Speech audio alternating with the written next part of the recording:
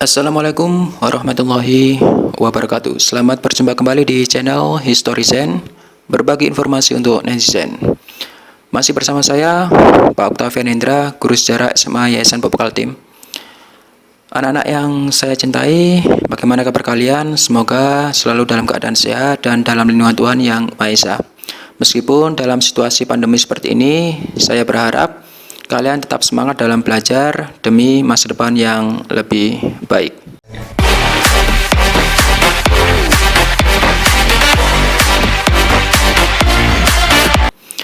Baik, kali ini kita akan membahas tema dalam sejarah Indonesia, yakni upaya bangsa Indonesia mengatasi ancaman disintegrasi bangsa. Ini adalah materi sejarah Indonesia di bab pertama untuk kelas 12. Jadi sebelum masuk ke materi yang lebih dalam terkait dengan disintegrasi bangsa, jadi nanti di materi ini kita akan bicara terkait dengan pergolakan, pemberontakan atau kegiatan makar, yang mana ada beberapa hal pergolakan itu dibagi menjadi beberapa jenis ya. Misalkan contohnya pergolakan yang berkaitan dengan ideologi ya, seperti halnya Madiun Affair yang mau kita bahas. Terus kemudian ada TII ya, Darul Islam, Tentara Islam Indonesia. Kemudian ada Partai Komunis Indonesia atau Gerakan 30 September tahun 65. Itu sebagai bagian bentuk pergolakan yang berkaitan dengan ideologi. Selain pemberontakan atau pergolakan yang berkaitan dengan ideologi, ada juga yakni pergolakan yang berkaitan dengan kepentingan ya. Jadi contohnya misalkan pergolakan yang berkaitan dengan kepentingan itu misalkan ada pemberontakan Angkatan Perang Ratu Adil atau biasa disingkat APRA ya. Terus kemudian ada peristiwa Andi Aziz. Ada lagi misalkan contohnya Republik Maluku Selatan ya, mungkin kalian juga pernah dengar ya. Selain konflik atau pergolakan yang berkaitan dengan kepentingan, ada juga konflik dan pergolakan yang berkaitan dengan sistem pemerintahan, misalnya pemberontakan PRRI, Permesta. Terus kemudian terkait dengan persoalan negara federal dan PFO. Nah, itu salah satu tipologi atau pembagian terkait dengan disintegrasi bangsa pasca kemerdekaan Republik Indonesia tahun 45. Baik, langsung saja kita menuju ke materi ya. Oke, yang pertama kita akan bicara terkait dengan integrasi untuk kedaulatan sebuah negara.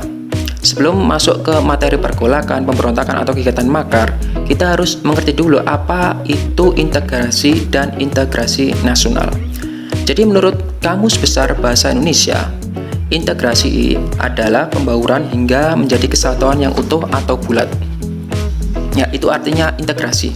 Ya, menurut Kamus Besar Bahasa Indonesia. Jadi kalau misalkan kita bicara integrasi nasional, berarti itu adalah penyatuan dari berbagai perbedaan yang ada, baik dari suku, agama, golongan, dan sebagainya ya, yang disatukan dalam suatu sistem. Itu namanya integrasi nasional.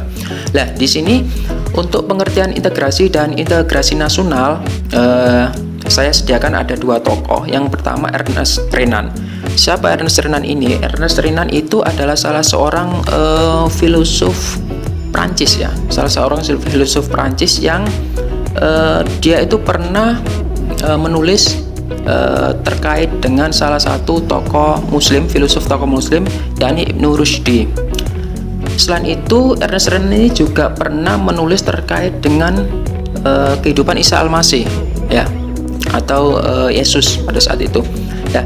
Ernest Renan ini berpendapat bahwasanya yang dimaksud integrasi nasional, bahwasanya bangsa itu terbentuk dari orang-orang yang mempunyai latar belakang sejarah, pengalaman sejarah yang sama, dan perjuangan serta hasrat untuk bersatu. Ya, itu pendapat dari Ernest Renan. Selanjutnya untuk yang pendapat kedua ada Clifford Geertz. Clifford Geertz ini ya cukup populer ya. Ya, kalau misalkan nanti kalian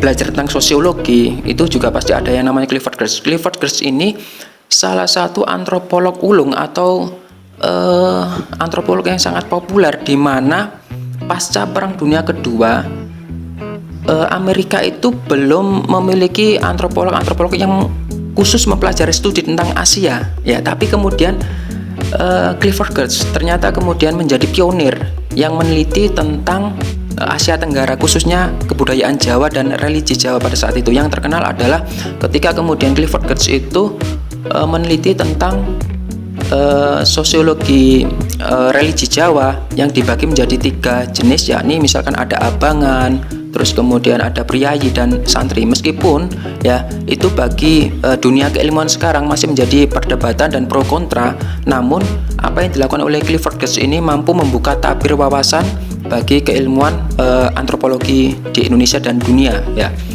Jadi menurut Clifford Geertz ini ya, bangsa itu merupakan kumpulan orang dengan bahasa, sejarah, dan tanah yang sama. Ya, ini semua berkaitan dengan integrasi nasional ya. Oke, selanjutnya. Jadi dapat disimpulkan bahwasanya integrasi nasional merupakan suatu usaha atau proses mempersatukan berbagai perbedaan dalam suatu negara berdasarkan bahasa, darah, sejarah, kemudian tanah, dan tujuan yang sama sehingga tercapai keserasian dan keselarasan nasional. Jadi integrasi nasional itu berbagai perbedaan itu disatukan oleh suatu sistem ya, karena ada suatu kesamaan, baik itu kesamaan sejarah maupun tujuan ya, intinya adalah seperti itu. Baik, saya pikir kalian sudah paham terkait dengan pengertian integrasi nasional ya. Kita lanjut. Lah, kemudian apa yang mendorong terjadinya integrasi nasional di Indonesia? Oke, nomor 1 misalkan perasaan senasib dan mempunyai tujuan yang sama. Yang kedua, ada perasaan nasib dalam sejarah. Yang ketiga, keinginan bersatu. Yang keempat, rasa cinta tanah air dan bangsa. Oke, yang pertama misalkan perasaan senasib sepenanggungan ya, dan mempunyai tujuan yang sama. Ini sangat penting ya. Kenapa? Karena dengan adanya perasaan senasib sepenanggungan itu seperti halnya saudara. Ketika kemudian ada perasaan senasib yang sama, kemudian ada tujuan yang sama, itu mendorong terjadinya integrasi nasional.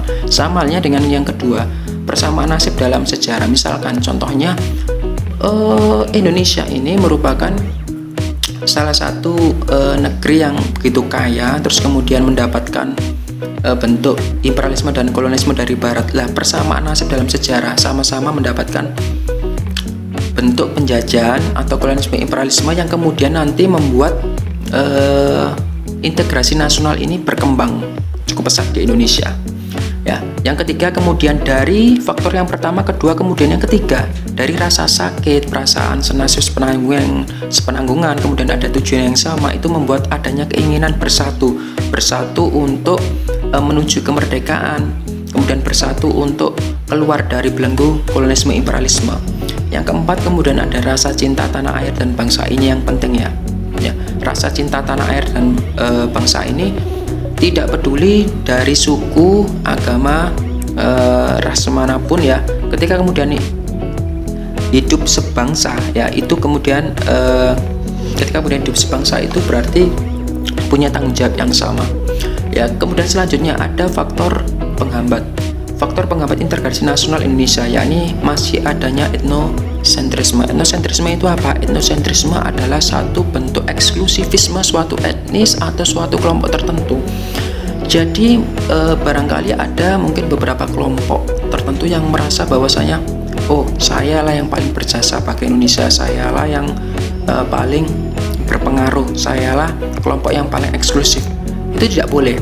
Bahwasanya selama satu bangsa Indonesia ya, baik dari suku apapun, dari wilayah manapun, selama itu di cakupan wilayah Indonesia, semua punya jasa, semua punya andil dalam mendorong integrasi nasional, dalam mendorong kemerdekaan, semua punya andil ya. Jadi tidak ada yang namanya eksklusivisme atau etnosentrisme ya. Yang kedua, tidak meluasnya pembangunan ekonomi dan infrastruktur. Ini juga menjadi faktor penghambat. Kenapa?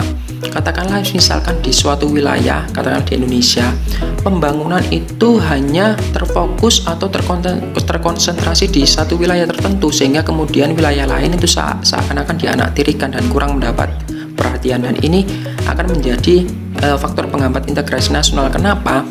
Karena ketika kemudian merasa satu bangsa ya dalam lingkup satu ya sistem, terus kemudian mereka tidak mendapat jatah, dalam tanda kutip jatah yang sama, itu pasti akan berbahaya ya. Nah, oleh karena itu, misalkan contohnya pemerintah sekarang cukup gencar untuk membangun infrastruktur di berbagai daerah, terutama misalkan di daerah-daerah terluar ya, di Pulau Jawa itu dikembangkan, meskipun ya dalam hal ini tentu ada yang pro kontra dan sebagainya, tapi apapun itu, apa yang dilakukan oleh pemerintah tetap kita apresiasi ya secara positif ya, untuk membangun ekonomi dan infrastruktur di luar Jawa khususnya. Oke, kita lanjut.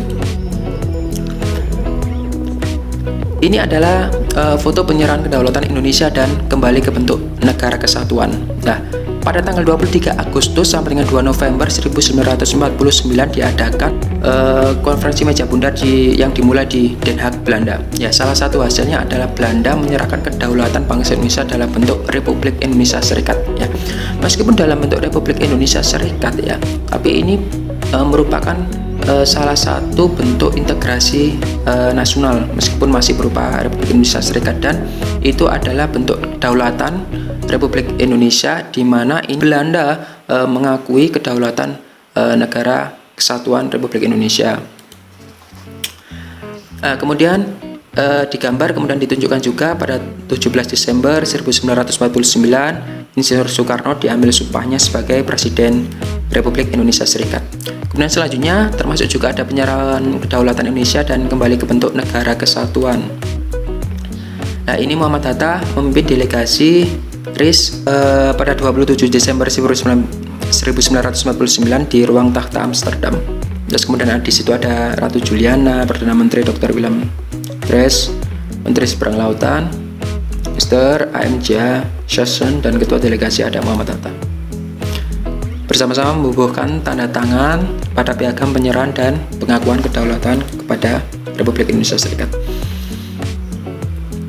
Oke, ini penyerahan kedaulatan Indonesia dan kembali ke bentuk negara kesatuan. Di situ ada gambar atau foto dari Sri Sultan Hamengkubuwono ke-9 yang kemudian membubuhkan tanda tangan pada naskah penyerahan dan pengakuan kedaulatan. Jadi ini perlu digarisbawahi, secara formal Belanda mengakui kedaulatan penuh ya, kedaulatan utuh negara Indonesia di seluruh bekas wilayah Hindia Belanda kecuali Papua. Baik, kita lanjut. Upaya bangsa Indonesia mengatasi ancaman disintegrasi bangsa. Kalau di awal tadi kita bicara integrasi nasional, sekarang kita bicara disintegrasi bangsa. Apa itu disintegrasi? Menurut Kamus Besar Bahasa Indonesia, disintegrasi adalah keadaan tidak bersatu padu, keadaan terpecah belah, hilangnya keutuhan atau persatuan atau perpecahan. Nah, itu menurut Kamus Besar Bahasa Indonesia, disintegrasi. Jadi kebalikan dari integrasi. Jadi secara umum pemberontakan di dalam negeri ya pada periode awal kemerdekaan. Jadi pasca kemerdekaan ya di awal-awal itu tuh dipicu oleh beberapa masalah. Misalkan satu, keinginan untuk mendirikan negara sendiri yang lepas dari NKRI. Terus kemudian ada mempertahankan bentuk negara federal, dan tiga, keengganan ABRIS di negara bagian bergabung dengan TNI. Seperti halnya yang saya jelaskan di depan tadi, bahwasanya untuk pemberontakan atau pergolakan ya pasca kemerdekaan itu ada beberapa tipe atau beberapa macam. Satu, yang disebabkan terkait dengan ideologi ya. Yang kedua, pergolakan atau pemberontakan yang berkaitan dengan kepentingan ya. Selanjutnya, pergolakan atau pemberontakan yang berkaitan dengan sistem pemerintahan.